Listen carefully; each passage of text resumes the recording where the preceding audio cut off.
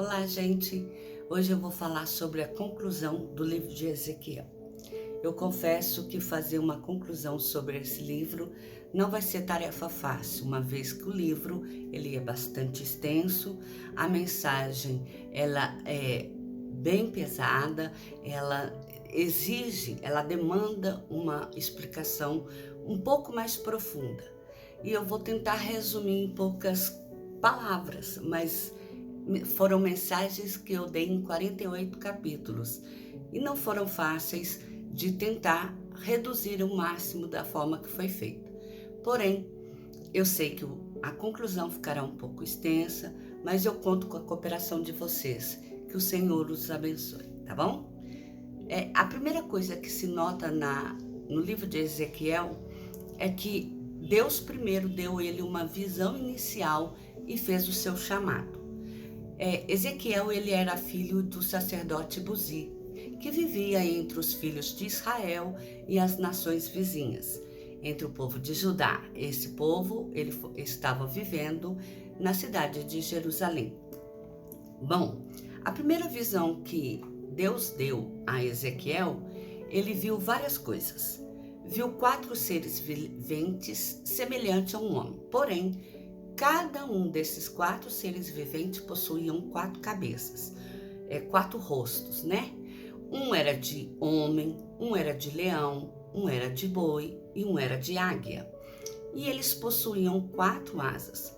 2 asas cobriam o corpo e 2 ficavam para cima, de forma que uma encostava na asa do outro.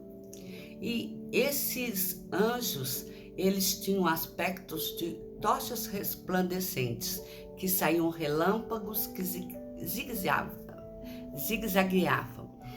E junto com esses 4 seres viventes, que esses homens, havia 4 rodas. E essas rodas eram rodas menores dentro de rodas maiores que ficavam girando. E essas rodas, elas tinham olhos por toda ela, tanto a parte interna quanto a parte externa. As 2 rodas eram cheias de olhos. E, além disso, ele viu no firmamento algo brilhante como um trono de safira. E ele observou que nesse trono havia a figura de uma pessoa sentada semelhante à de um homem. E que essa pessoa, ela brilhava como um metal bastante reluzente, de fogo, de esplendor. Ao redor tinha um arco, e do trono saía também raios e relâmpagos.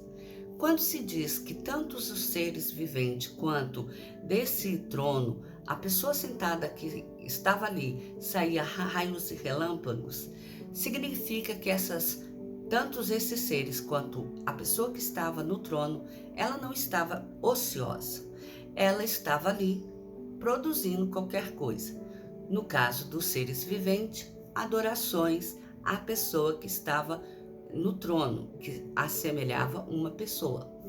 E os raios que saíam da pessoa que estava sentada no trono significava que ela ainda estava em atividade. Significava que essa pessoa, ela ainda tinha poder, glória e comandava todo aquilo que Ezequiel estava vendo.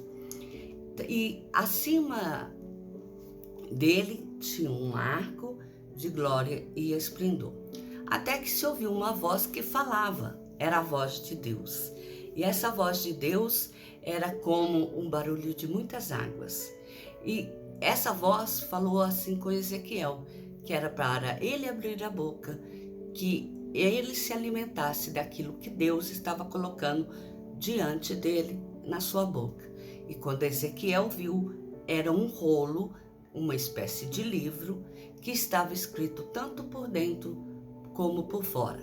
No entanto, as palavras por dentro, não houve nenhum comentário sobre ela. Ficou apenas como se fosse a palavra de Deus que estava ali dentro. Quanto à parte de fora do pergaminho, daquele rolo, que era um livro, ele estava cheio de lamentações, suspiros e ais. O fato é que quando Deus colocou aquele rolo na boca de Ezequiel, ao paladar de Ezequiel, aquele rolo tinha um gosto mais doce do que o mel, porque ele era a palavra do Senhor. E era daquele rolo que Ezequiel tinha que alimentar o seu corpo. Lembrando que a parte de fora era coisas que sucederiam àquele povo. A segunda fato que se observa no livro de Ezequiel é que ele teve diversas visões.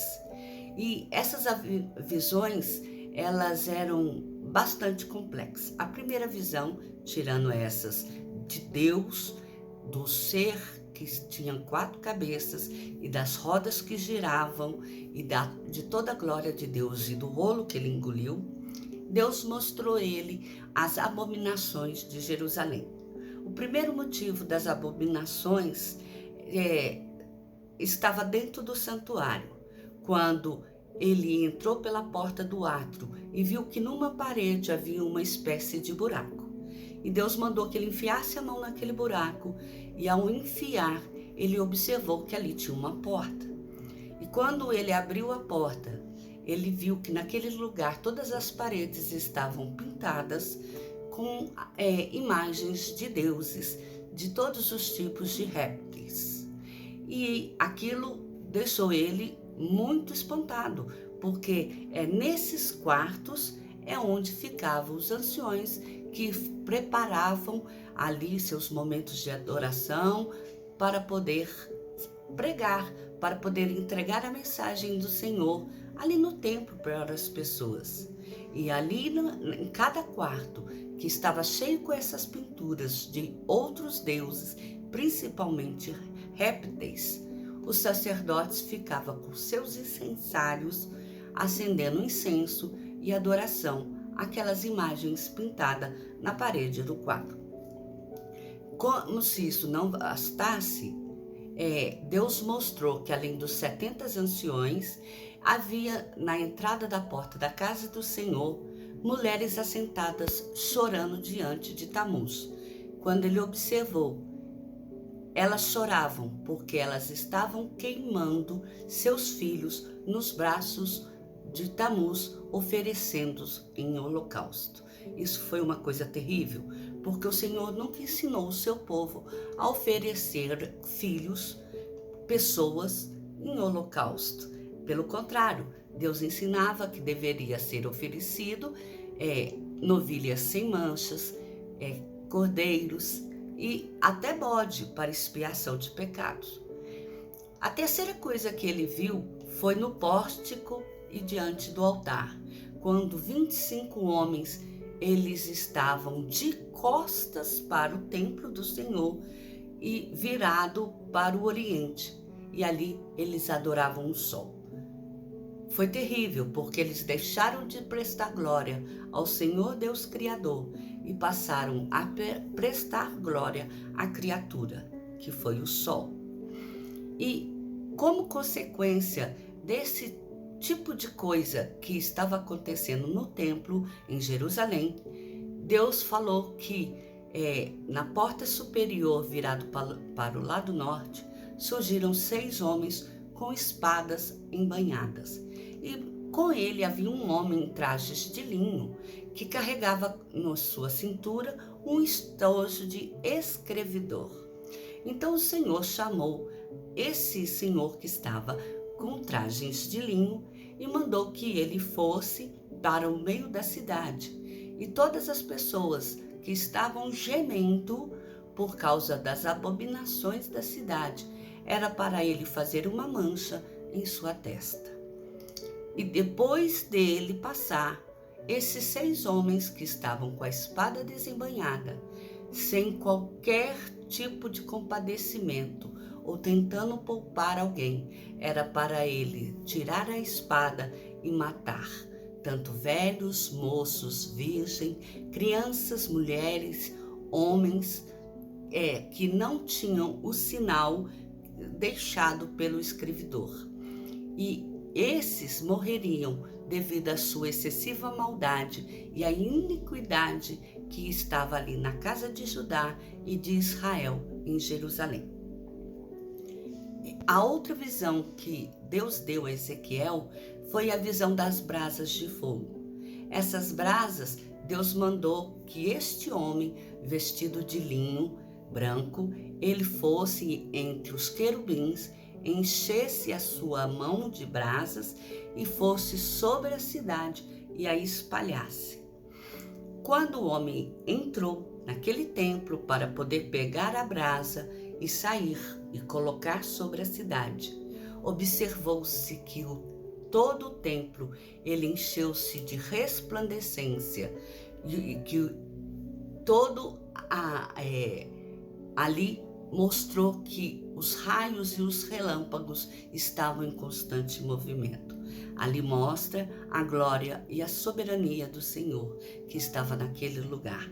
Aquele homem de branco era o enviado do Senhor Deus, era o servo justo, o Deus Filho que viria posteriormente em prol daquela cidade.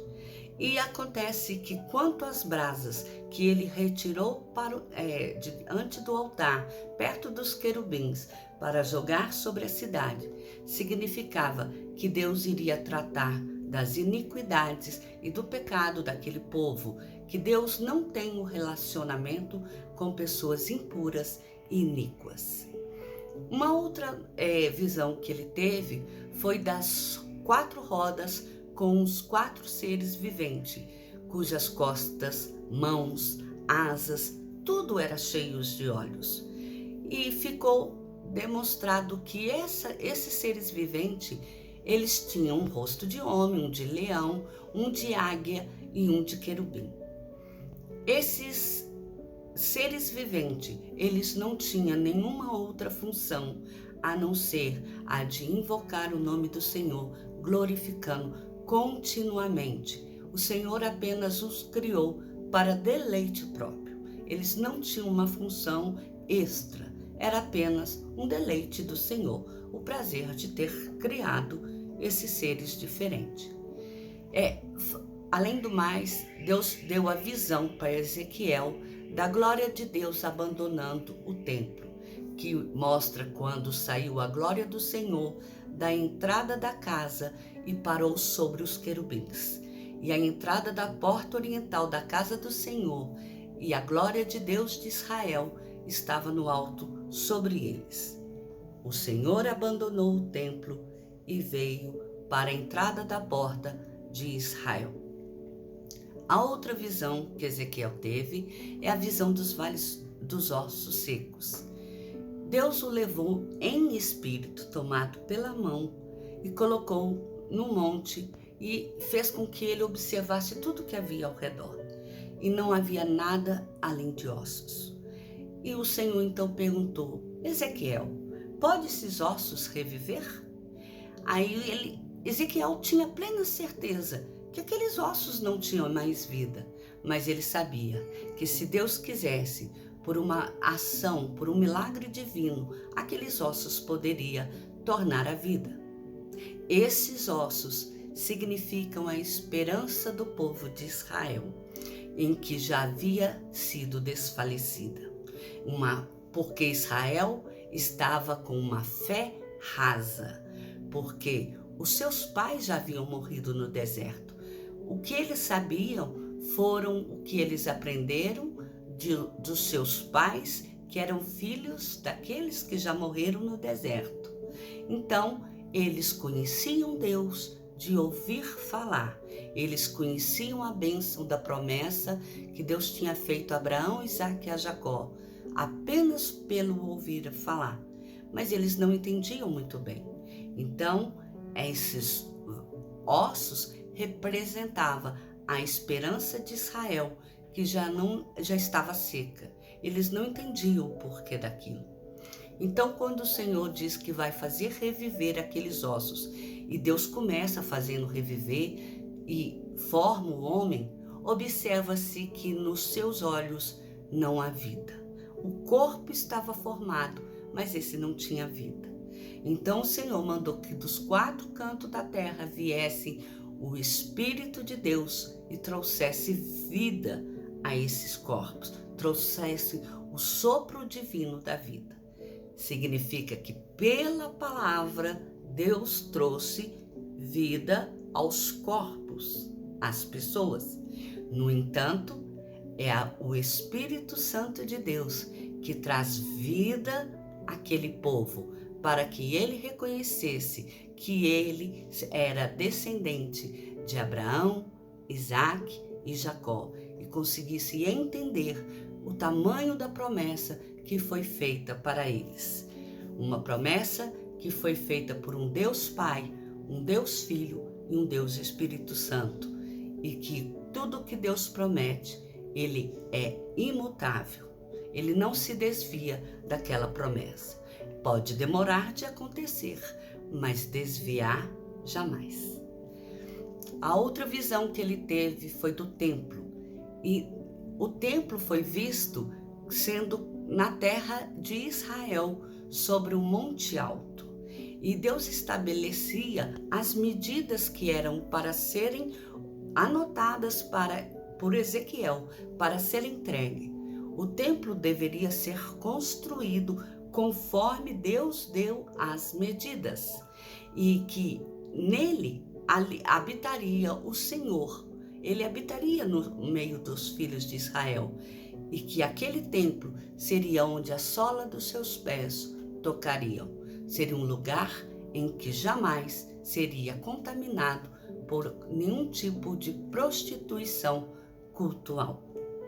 Uma nova visão que ele teve foi de torrentes de águas purificadoras, que essa saía da entrada do templo, mas que ela vinha debaixo do limiar da porta do Oriente, e que ela saía direto debaixo do altar, onde era feito as oferendas do Senhor. E essas águas, elas cresciam, elas se aumentavam. Aí nisso batia no tornozelo, depois no joelho, depois no lombo, até que por fim só nadando. E essas águas, elas iam e caminhavam ao lado, até chegar no Mar Morto. E por onde essas águas passavam, tudo revivia, tudo trazia uma nova vida.